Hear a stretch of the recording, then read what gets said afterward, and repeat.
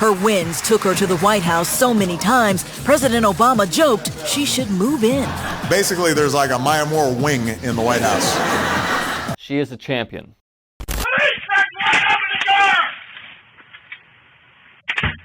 I want the truth to be known. And what is that truth? That I'm innocent. That I'm not guilty of this.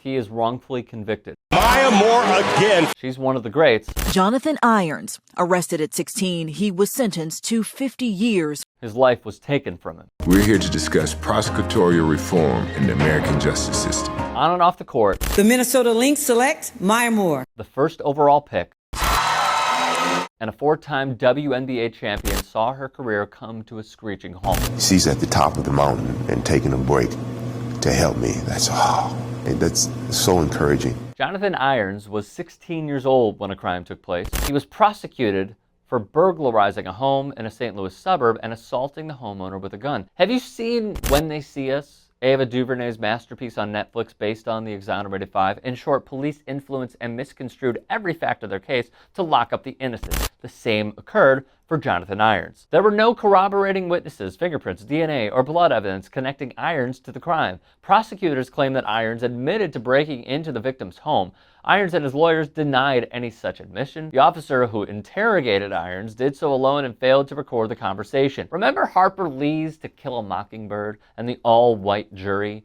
It's another repeated injustice that transpired in Irons' case. He was sentenced to 50 years in prison. Maya Moore first met Irons in 2007, introduced by her godparents, who met Irons through a ministry program per the Times. The more she researched, the more shocking it became, and a new reality set in. My eyes started opening, Moore said. So what occurred? In suburban St. Louis on January 14, 1997, a 38-year-old man came home to a burglary. 3 shots were fired. 2 by the burglar, 1 by the homeowner in self-defense, who was hit by a bullet to the right temple. 7 days later, Irons was detained. On the day of the crime, Irons had been in the neighborhood, but was not part of the felony. Here's the impasse. At a pretrial hearing, the biggest piece of evidence was a detective's testimony. He described an interrogation in which Irons said that he had broken into Stotler's house, but could not remember anything else because he had been drunk. Irons has always denied making such a confession. There were no notes from the interrogation and no recordings. Irons was questioned without a lawyer or guardian, and no other police officers were present. The detective, who has since died, could not be cross-examined during the trial because he was ill.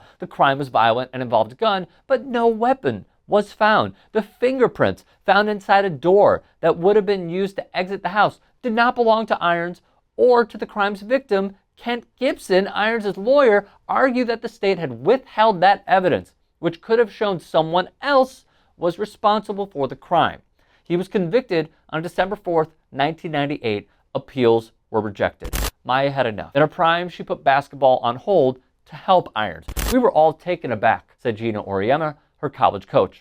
Does she give you hope? Oh yeah, absolutely. And gave Irons belief. She put her own money into Irons' legal fees, a top private attorney. She started a nonprofit called Win with Justice. Then this happened. Now to WNBA superstar Maya Moore. Monday night, a judge officially overturned the conviction and ordered Irons to be released. The judge called the prosecution's case very weak and circumstantial at best. No physical evidence was found linking Irons to the crime, and he said the testimony of the only eyewitness was dotted with inconsistencies. Authorities also failed to turn over a fingerprint report that would have bolstered Irons' defense, Judge Green wrote.